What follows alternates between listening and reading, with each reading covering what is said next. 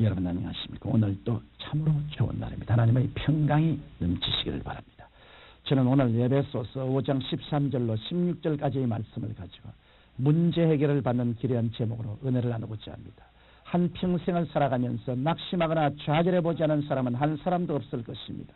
아무리 좋은 환경 가운데서 태어나고 모든 사람들의 존경을 한 몸에 받고 있는 처지에 있다고 할지라도 나는 낙심해 본 적이 없습니다. 나는 실패해 본 적이 없습니다라고 말할 수 있는 사람은 아무도 없을 것입니다.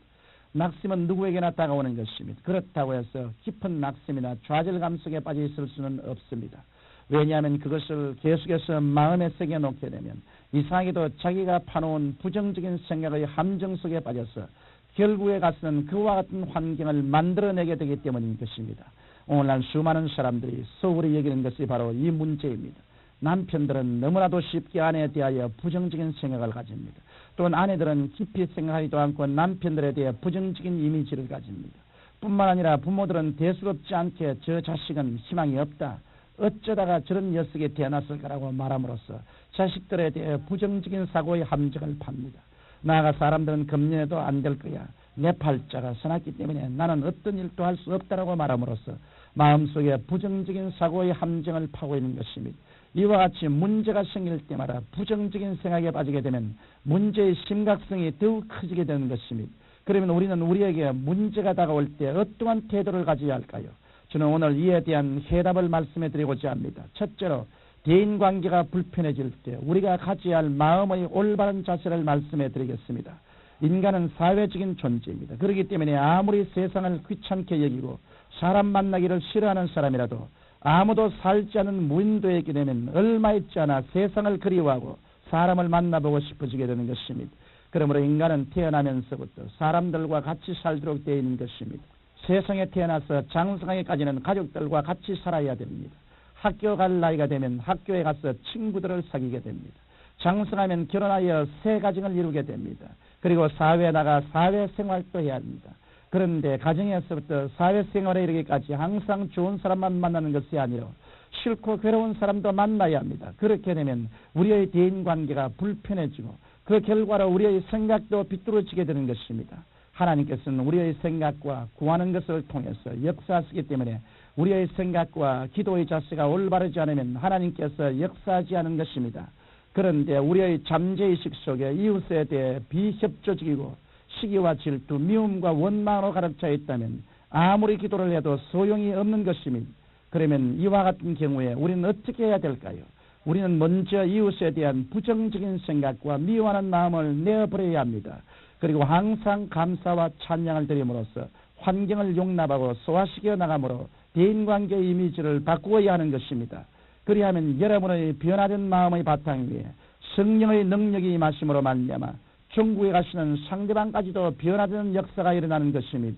그러므로 여러분은 대인관계가 불편하게 된 책임이 상대방에게만 있는 것이 아니라 여러분에게도 있다는 사실을 깨닫고 하나님께 감사와 찬양을 드림으로써 상대방에 대해 좋은 이미지를 가져서 대인관계에서 고통을 받지 않게 되기를 주님 이름으로 축원합니다. 둘째로 환경이 가져주는 고통에서 벗어날 수 있는 길은 말씀해 드리겠습니다. 인생을 살면서 괴로운 환경에 부딪히지 아니할 수는 없습니다. 사업이 늘 번창할 수도 없고 항상 모든 일이 내 계획대로 순조롭게 이루어질 수는 없습니다. 그러므로 사람들은 괴로운 환경에 부딪히게 되고 이렇게 되면 낙심하고 좌절에 빠지게 됩니다. 그러나 이것이 자신의 생활 환경에 얼마나 무서운 해독을 가져오는지를 사람들은 미처 알지 못하고 있습니다. 오늘날 수없이 많은 사람들이 사업에 실패하고 가정을 파멸 상태로 이끌고 있습니다. 그런데 그 원인은 여러 가지가 있겠지만 그중에서도 가장 중요한 원인은 환경을 바라보고 원망하고 불평하고 탄식함으로써 마귀가 침공에 들어올 수 있도록 길을 열어놓았기 때문인 것입니다. 사랑하는 성도 여러분, 여러분이 원망과 불평과 탄식 가운데 빠지는 것은 여러분의 무덤을 한 삽 두 삽씩 파고 있는 것과 다름이 없는 것입니다. 반면에 감사와 찬양은 크나큰 변화를 일으켜줍니다. 왜냐하면 감사하고 찬양하는 사람치고 그 마음속에 믿음, 소망, 사랑이 생기지 않은 사람은 없기 때문입니다. 그러므로 감사하고 찬양을 돌릴 때 내 마음속의 먹장구름이 사라지고 부정적이고 파괴적이고 절망적인 생각이 다 쫓겨나고 마는 것입니다. 뿐만 아니라 감사와 찬양은 하나님의 뜻에 있어서 변화를 일으키기도 합니다. 그렇기 때문에 성경은 감사로 제사를 드는 자가 나를 영화롭게 하나니 그 행위를 옳게 하는 자에게 내가 하나님의 구원을 보이라고 말씀하고 있는 것입니다. 이와 같이 여러분의 마음과 하나님의 마음이 서로 합해질 때 여러분의 운명과 환경이 변화되지 않을 수 없는 것입니다. 그러므로 여러분은 괴로운 환경에 부딪혔을 때 낙심하고 절망하지 말고 감사와 찬양을 드림으로써 하나님의 능력을 풀어놓아 여러분에게 다가오는 어려운 환경을 변화시켜서 승리하게 되시기를 주님의 이름으로 축원합니다. 셋째로 육신의 질병에서 벗어날 수 있는 길을 말씀드리겠습니다. 우리 몸에 병이 들면 몸이 불편하고 괴로우니까 자연 짜증이 나고 원망하게 되어 이제까지 좋아 보이는 것도 하나도 좋지 않게 보이고 만사가 괴로워집니다. 그런데 병에 걸렸다고 해서 원망하고 불평하고 짜증을 낸다면 병이 더욱 깊어지게 됩니다. 그러면 이때 우리는 어떻게 해야 할까요? 우리가 저가 채찍에 맞음으로 우리가 나음을 입었나니라는 말씀을 굳게 믿고 이 말씀을 묵상하고 입으로 시인하며 이미 나음을 얻는 것을 바라보며 하나님께 영광 돌리고 하나님께 감사하면 하나님께서는 우리의 죄를 사하여 주시고 우리의 모든 병을 고쳐주시며 우리를 파멸해서 구속해 주시는 것입니다. 청취자 여러분, 인생을 살다 보면 문제는 반드시 다가오는 것입니다.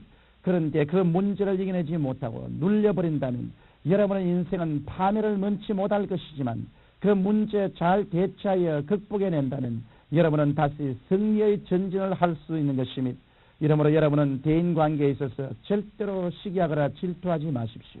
그리고 환경적인 문제에서는 아무리 환경이 칠흑같이 어둡다 할지라도 원망하거나 불평하지 말고 오히려 하나님께 감사와 찬양을 드리십시오. 나아가 질병의 문제가 다가왔을 때는 하나님의 치료의 말씀을 부여잡고 하나님의 역사가 임할 때까지 인내하십시오. 그래야 할 때 여러분에게 다가오는 모든 문제는 오히려 큰 축복으로 변화되고 말 것입니다. 이 방송을 청취하시는 여러분 모두에게 닥친 절박한 문제들을 통하여 여러분들이 하나님을 깊이 만나시고 신앙의 더 깊은 세계를 체험하며 합력하여 선을 이루어 주시는 하나님께 영광 돌리는 역사가 나타나게 되시기를 주님 이름으로 축원합니다. 거룩하신 아버지 하나님, 우리는 이 세상에 항상 원망 불평 탄식하고 살 기회가 많습니다만 모든 환경에서 그리스도를 생각하고 믿음에 서서 긍정적이고 적극적인 사고를 가지며 감사와 찬양을 드리는 삶을 살 수 있도록 도와주옵소서. 예수님 이름으로 기도합니다. 아멘.